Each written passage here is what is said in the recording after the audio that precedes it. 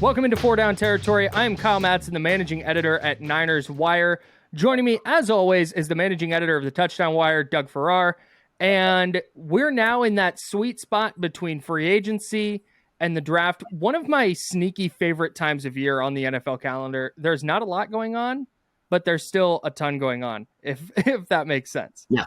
I'm preparing all the listicles for, prospects and all that. So, yeah, we're all sort of we're nesting and we're preparing for the barrage of content that starts around April 1st. I used to love draft time until the 49ers traded all their first round picks. And this year don't have a second round pick. They don't pick till 99. It's really tough to generate content, but hey, we're bringing you content right here on Four Down Territory. So let's start with the top three quarterbacks, the kind of consensus top three guys. That's CJ Stroud, it's Bryce Young, it's Will Levis. So their pro days were well publicized, well televised, and some people will say they're worthless when it comes to evaluation. Others, talk about the meeting with them in person. And if you're going to invest a first round pick, you want to make sure you get as much time with them as possible. You want to see them throw in person. What did you see, if anything, from the three pro days from Stroud, Levis, and Bryce Young? As far as what they might have shown, I don't think anyone surprised me. I think Stroud and Levis show what they are at their pro days. Stroud is the nearly mechanically perfect quarterback who can make every throw, and Levis is the rocket arm guy who will miss the easiest throws possible among the fireworks. I mean, we're talking top three. Honestly, Levis is my QB5. Spoiler alert for the quarterback list. And it's not that Bryce Young had anything to prove after his career at Alabama, but the way the ball came off his hand at the pro day was pretty incendiary. I mean, it was to all levels of the field, touch, timing, anticipation. You're not throwing a guy open when he's not being covered, but just the way he placed the ball. It was very impressive. And this to me was a major statement after he didn't throw at the scouting combine. Remember that. Right. So there was, and some teams will still have questions about his, 5'10", 204-pound frame. And I tell you, 204, he banged some stakes at St. Elmo's in Indy that week because he did not play. Sure. He played at like 185. So he was drinking a lot of water and, whatever.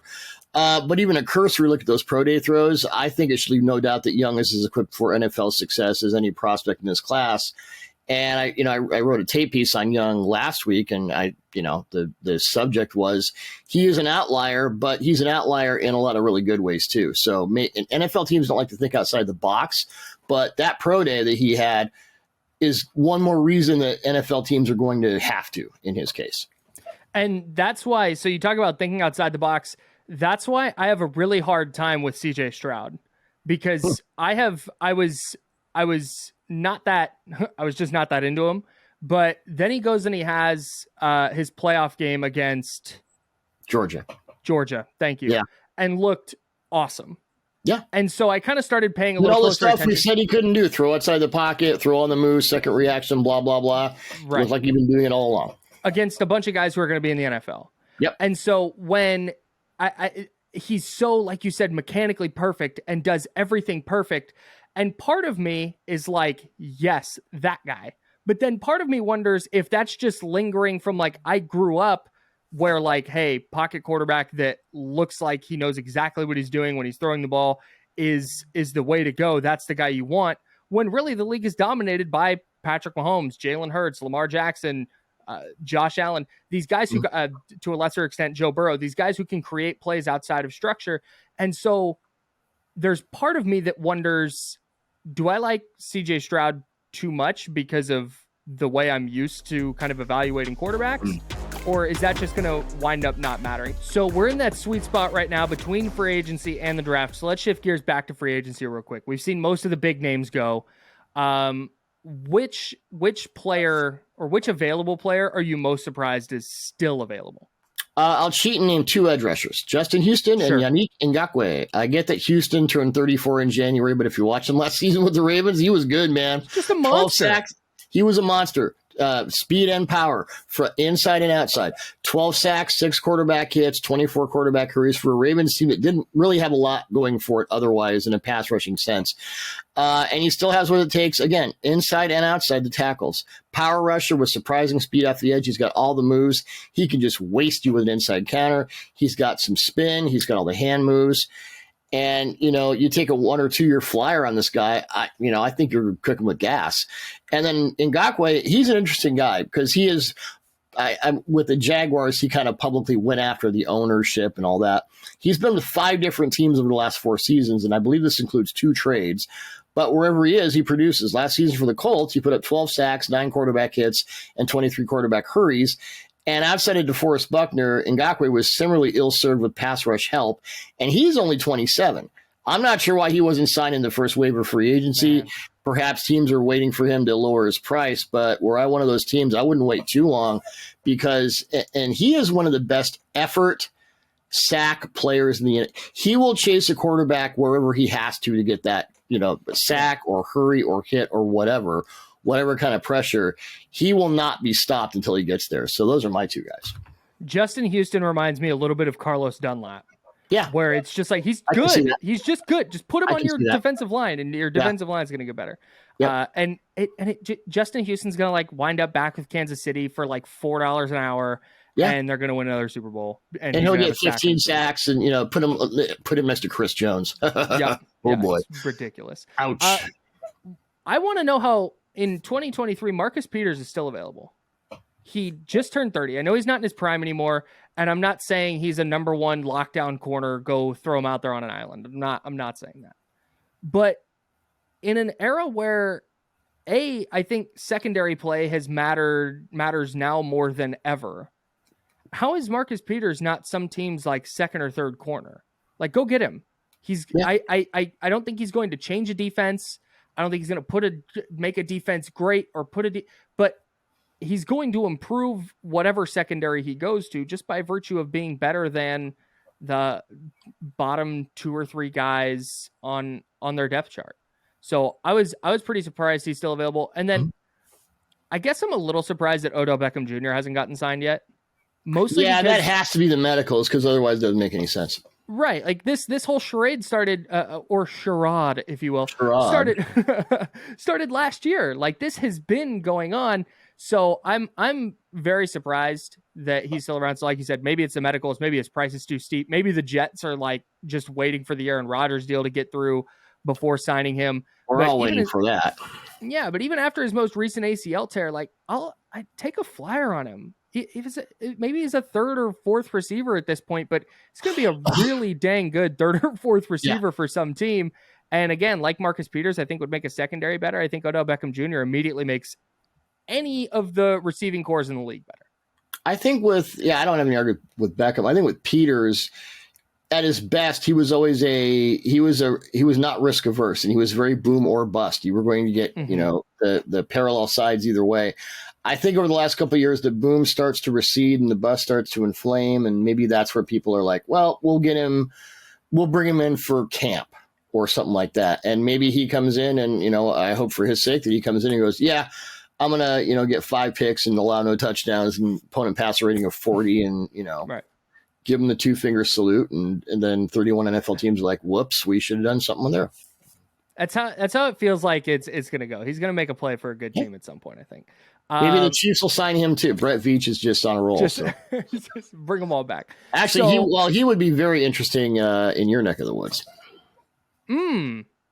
Yeah, he would. The Niners are like the exact kind of team I'm talking about where, okay, maybe he's not going to beat out Charvarius Ward, but can he be better than Diamador Lenore, who's currently the outside corner opposite of Ward? Like, I think he might be able to. I think he could be. Yeah. And that's the kind of flyer I would definitely take. And you guys aren't drafting until what, the 14th round? So the 13th round. Thank you. Yeah, okay. No, it's number 99 is our first. My apologies. One player who was signed in free agency last Saturday to his original team was Bobby Wagner, future Hall of Famer.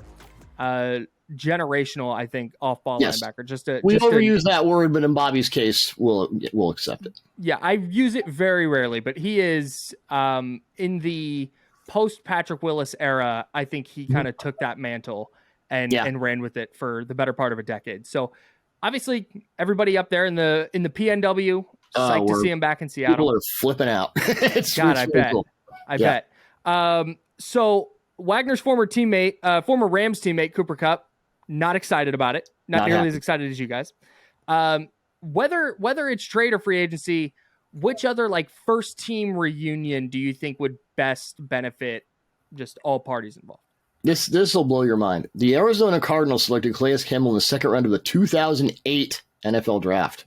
That is not a mistake on our part. Calais Campbell has been in the NFL since 2008. He played against the Steelers in that Super Bowl. I know. Super Bowl 43. He was in Super Bowl 43.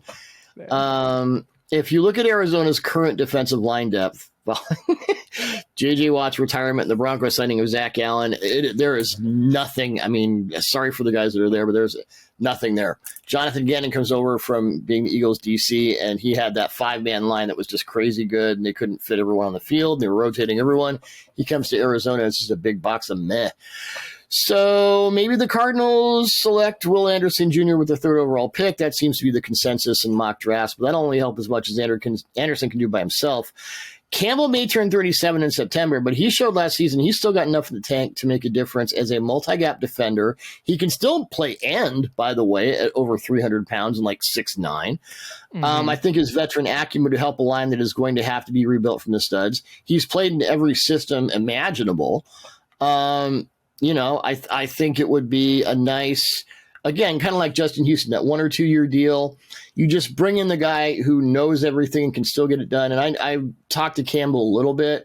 He's just such a good guy. He is that like Wagner, certain guys, they come into a locker room and it's not just on the field. They make the locker room better. They make the building better.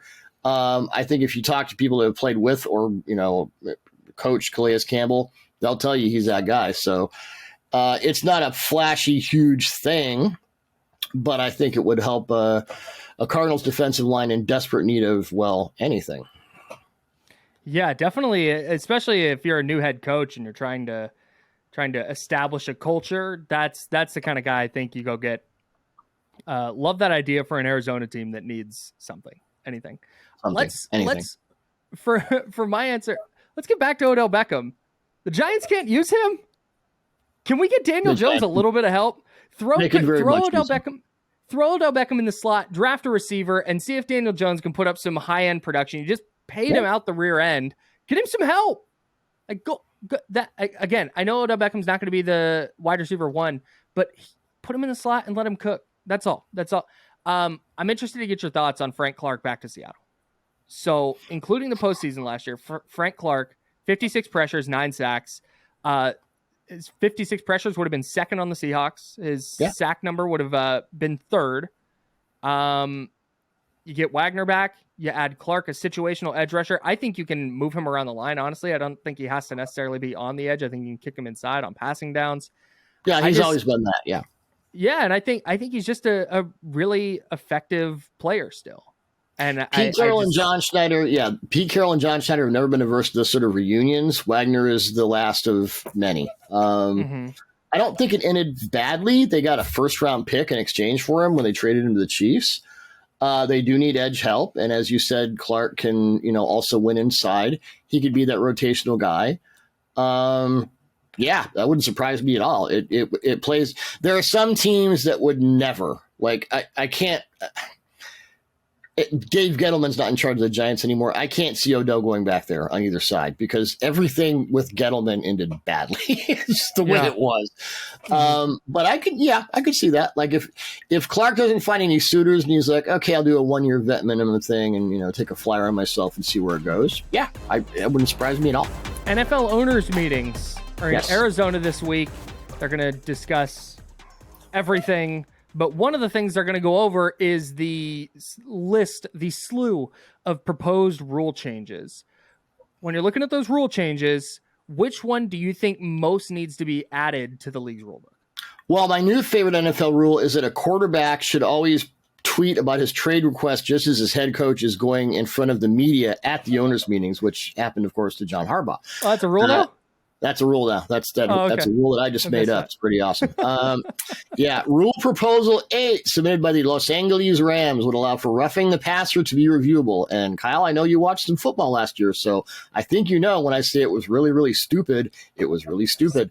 Doesn't take much football viewership to understand the ways in which officials have called the penalty over the last few years. Aided by, there's a codicil in the rule book, by the way, which states if you have any question about whether it's roughing the passer or not, you should call it. So the league is telling the officials who are, hamstrung by their own competence to a greater or lesser degree, to call that whenever. But it's been substandard at best. It's been ridiculous at worst. It's changed the course of a few games. You don't really want that. I think giving the coaches the opportunity to have those calls reviewed might at least make things more reasonable, as long as the replay officials are going to adhere to the plan, as opposed to what they did when the NFL made pass interference reviewable in 2019, and that was an obvious tank job, and then the NFL scrapped it, and the following spring, and we just went on from there. But I would love to see. I mean, it'll never happen. I would love for everything to be reviewable, not more reviews, but anything that happens on the field should be reviewable. Belichick has been on this for years. But I would like to see these judgment calls reviewable in ways that actually make sense, as opposed to the officials, the control center going, well, we don't like that this is reviewable, so we're just going to, go with the refs every time. If that were adjudicated fairly, I think it would help. I've always said that if they can show a replay on TV and me and all my buddies sitting here can go, oh, that's a bad call. They can do that. Like, I'll do it. I'll do it for super cheap. I'll watch the game. I'll see a replay and I'll just be like, hey, it's a tough call. Like, well, hopefully you're watching the games anyway, because it's your job. Yeah, exactly. That's what I'm saying. Exactly. So just let me be in the stadium and get on the horn with those guys. I have 2 here. Okay. The first one is a little bit tongue in cheek, but not because I mean it, but also not my real answer. Rule proposal 1, submitted by the Eagles, would allow teams to use number 0 on their jerseys. That's electric. I need it. Make it a tradition of like the best defensive player wears 0. A team could do that, and it could be a really He has cool to weigh thing over for them. 300 pounds. He has to weigh over 300 pounds. Okay, right. Your best defensive tackle wears number 0. I'm all in on this. I think it would look really cool. I think they'd sell a ton of jerseys. Yep. Just it's great. Shout out to the Eagles. Jim Otto and Ken Burrow agree, by the way. Yes. See, legends. The second rule, also submitted by Philly, is my actual answer here. That would allow teams to try a 4th and 20 from their own 20 instead of doing an onside kick. It's so cool. Yeah. This is the best thing. Ban onside kicks. It's a stupid play. It doesn't work, 95% of the time? Maybe more. It only works for Sean Payton in the Super Bowl, I think. Right. So it's a dumb play that when a team is onside kicking, I go do something else. And then I come back and it's like, oh, they got it. Interesting. This forces, it's another offensive play. It's 4th and 20. It adds a level of strategy to me where, okay, maybe you're not going to onside kick in this spot because you don't think you can get it. But hey, you've got Jalen Hurts and A.J. Brown and Devontae Smith, and you're Nick Sirianni, hey, my chances in a 4th and 20. I love this. The only thing that I need written into the rule is that Kyle Shanahan can't go for the 4th and 20, but then run the punt team out. That's not allowed. Okay. You have to go for it if you're going to do the 4th and 20. I have a way to combine both of your proposals. You can only run the 4th and 20 play if the best defensive player wearing number 0 is your fullback.